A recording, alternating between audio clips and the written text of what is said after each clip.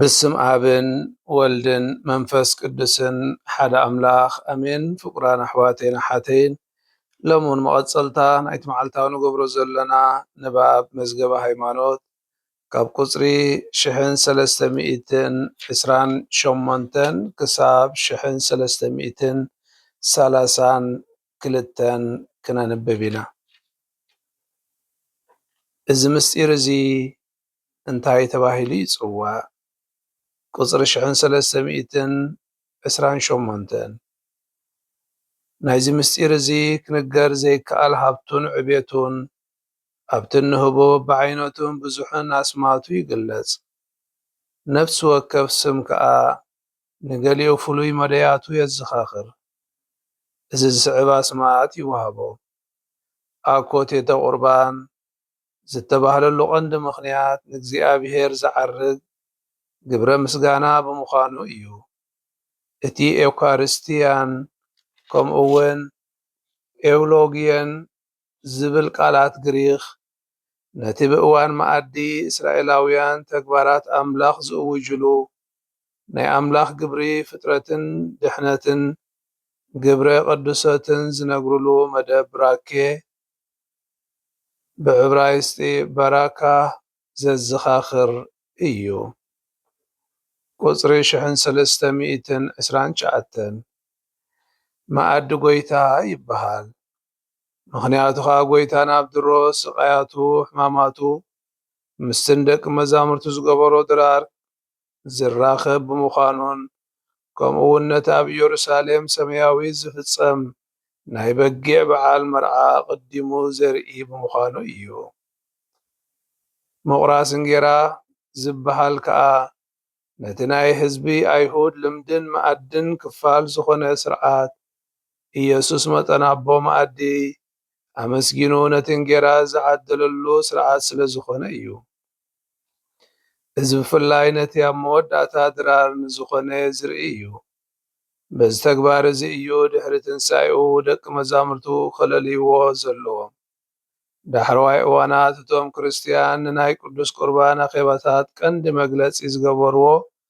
قالون ازيو نزب مغبار دما كلهم توم ابتاس قرست حنتين غيرا مالت نخرستوس زمغبو مسو ابسطافي خمزاتو مسؤون حد أكال كم زقوم يملكت ناي قدس قربان قبائي خايب بحال مخنياتو قدس قربان أبتناي بيت خريستيان رؤي مجلس زخني أب قبائي مؤمنان يوسف سراء قصري شحن سلسميتن سلاسان ناي قويتا سقاياتون حماماتون تنسعيون زخريو قدس مسوعات السبهل اللو مخنياتو خا نتي أنكو ناي كريستوس مدحن مسواتي هلو سلز قبرون ناي بيت خريستيان وفيابو سلز انبرونيو ناي قداسي استقدس مسواتي مسواتي وداسي مسغانا منفسا مسواتي نصحن قدسن مسواتي زبل أباها لاون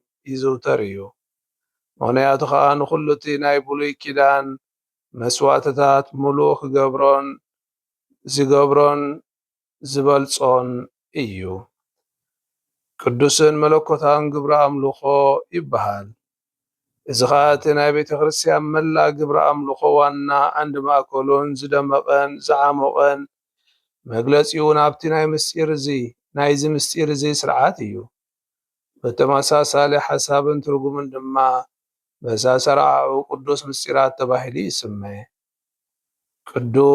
قدوسان مستير نبلوخا ناي مستيرات مستير بمخانيو إذا منبر تابوت ملكع بس زعقر قدوس قربان ون بزي سمزيو بسمزي صوا قصري شحن سلسميتن سلاسان حدن مقبال سوتافي قدوس قربان مقراب زبحال اللو مخنيات ون بزي مستير زي قبير إيو أبو حد أكال المقام أب سقاون دومون مزسات فنا كرسلوس سلزواهاد إيو قدسات نقرات تاهاقيا قدسات أول يبهال أب صلوت هايمانوت زركب نايتو ستافي قدسان زبل ብሂል ቀዳማይ ትርጓሚኡ ህብስተ መላእክት ህብስተ ሰማይ ህብስተ ሰማይ ፈውሲ ዘለኣለምነት ዘይመወታውነት መንፈሳዊ ስንቂ ዝብል እዩ። ቁፅሪ 1332 ቅዳሴ ብላቲን ሚሳ ዝበሃል ከዓ እቲ ምስጢረ ድሕነት ዝፍፀመሉ ግብሪ ኣምልኾት ነቶም ምእመናን ኣብ ዕለታዊ ህይወቶም ፍቓድ ኣምላክ ክፍፅሙ ንዝወሃቦም ተልእኾት ሚስዮ ብዝገልጽ ቃል ስለ ዝዛዘም እዩ። ፍቁራን ኣሕዋተይን ኣሓተይን እዚ ሎሚ ዘንበብናይ ክፍሊ መዝገበ ሃይማኖት እቲ ንቅዱስ ቁርባን ዝወሃቦ ዝተፈላለየ ኣስማት ዝገልጽ ወይ ድማ ትርጓሚኡ ዘረድእ እዩ። እዞም ኣስማት እዚኦም ነቲ ሰፊሕን ዓሚቑን ትርጉም ናይ ምስጢር ቅዱስ ቁርባን ዝገልጹ ድማ እዮም። ብመጀመርያ ቁርባን ክንብል ከለና እዚ ስም እዚ ካብ ናይ ግሪክ ቃል ዝወፀ ኮይኑ ናይ ምስጋና ወይ ምስጋና ማለት እዩ። ነቲ ክርስቶስ ኣብ ግዜ ድራር ጎይታ ዘቕረቦ ምስጋናን ንሕና ድማ ንኣምላኽ ስለ ኩሉ ግብሩ ብፍላይ ስለ ምድሓኑ ነቕርቦ ናይ ምስጋና መስዋዕቲ ድማ እዩ። ብዓብዩኻ እቲ ድራር ጎይታ ዝብል ላሳፖ እቲ ጎይታ ምስ ደቂ መዛሙርቱ ዝገበሮ ናይ መወዳእታ ድራር ዘዘኻኽር እዩ። ከምኡ ነቲ ኣብ ሰማይ ዝግበር ናይ መርዓ ድራር ናይቲ ገንሸል ዘመልክት ከዓ እዩ። ስለዚ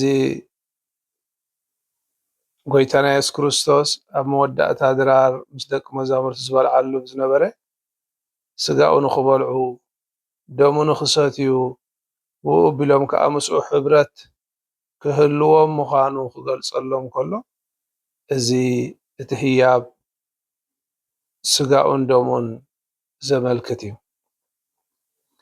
እቲ ምቁራስ እንጌራ ከዓ እዚ እቲ ኣብ ኣይሁድ ኣብ መኣዶም ዝጥቀምሉ ዝነበሩ ስርዓት ኮይኑ ኢየሱስ ኣብቲ ናይ መወዳእታ ድራር ምስ ተንስአ ምስ ደቂ መዛሙርቱ ከምኡ እውን ኣብ ኤማሁስ ዝገበሮ ምልክት እዩ። እቶም ደቂ መዛሙርት እቶም ቀዳሞት ክርስቲያን ነቲ ስርዓት ቅዳሴኦም በዚ ስም እዚ ይፅውዕዎ ነይሮም።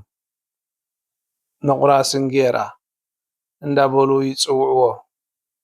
እዚ ከዓ ብስም ነቲ ናይ ሕብረት መኣዲ ኢሎም ዝሰምይዎ ዝነበሩ እዩ።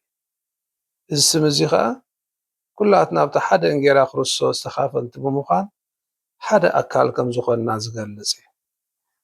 ከምኡ እውን ቅዱስ መስዋዕቲ the holy sacrifice እናበልና ንፅውዖ ንቅዱስ ቁርባን እቲ ክርስቶስ ኣብ መስቀል ንሓንሳብን ንሓዋርን ዘቕረቦ መስዋዕቲ ኣብ መስዋዕቲ ቅዳሴ ብምስጢራዊ መንገዲ ህያው ኮይኑ ከም ዝቐርብ ዘረድአናን ዘርእየናን ድማ እዩ።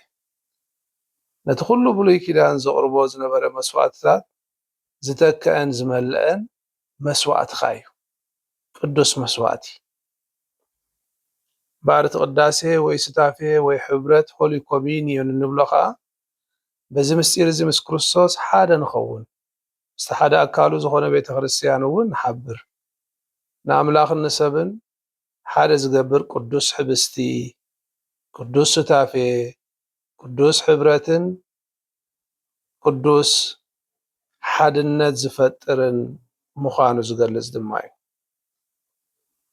ቅዱስ ወይ ድማ እቲ ናይ ቅዳሴ ክንብል ከለና እዚ ስም እዚ ካበይ ዝመፀ እዩ ኢሎምና ኣብቲ ካብ ናይ ላቲን ዝወፀ ሚሳ ካብ ዝብል ናይ ላቲን ቃል ዝወፀ ኮይኑ መልኣኽ ማለት እዩ። እቲ ስርዓት ቅዳሴ ምስ ተፈፀመ መናን ናብ ዓለም ተላኢኾም ነቲ ዝተቐበልዎ ፀጋ ኣብ ዕለታዊ ህይወቶም ብግብሪ ንኽርእይዎን ፍቓድ ኣምላኽ ንክገብሩን ዝፀውዑ ምዃኖም ድማ የርኢ። ተዳ ኣስተውዒልና ኣብ